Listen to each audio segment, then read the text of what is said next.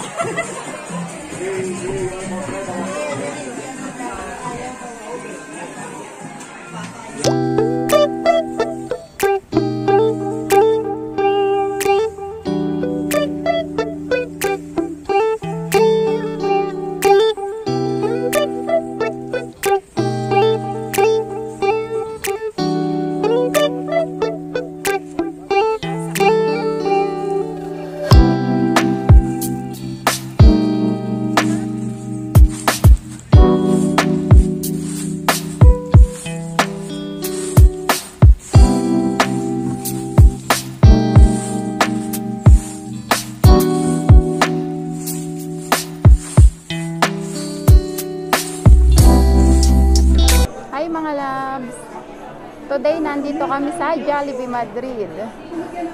First time ko makapunta dito ngayon sa tinagal-tagal nang nag-open nito. Ngayon lang ako nakapunta.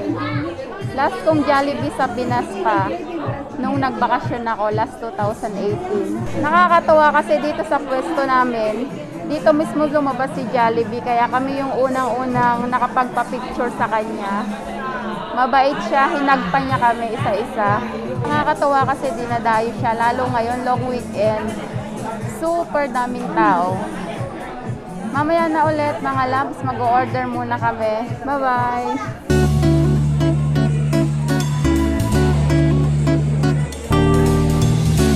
Grabe, ang haba ng pila.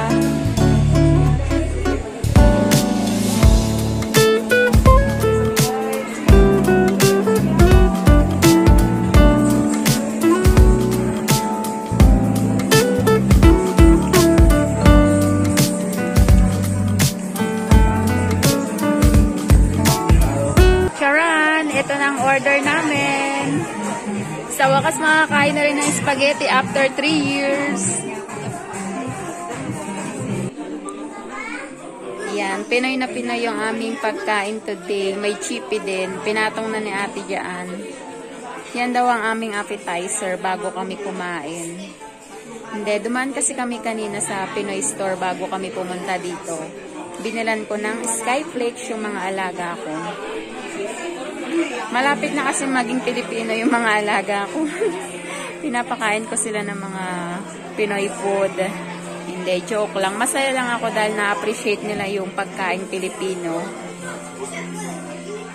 Wow! Thank you God sa pagkain ito. I-bless niyo po yung kakainin namin ngayon. Sana ay mabusog po kami. Thank you po sa lahat ng blessing. At salamat din po dahil nakarating kami dito ng maayos at ligtas po sa biyahe. Ayan. Mamaya po i-update ko kayo ulit. Thank you! Spaghetti sa akin habang mainit-init pa. Kain na tayo.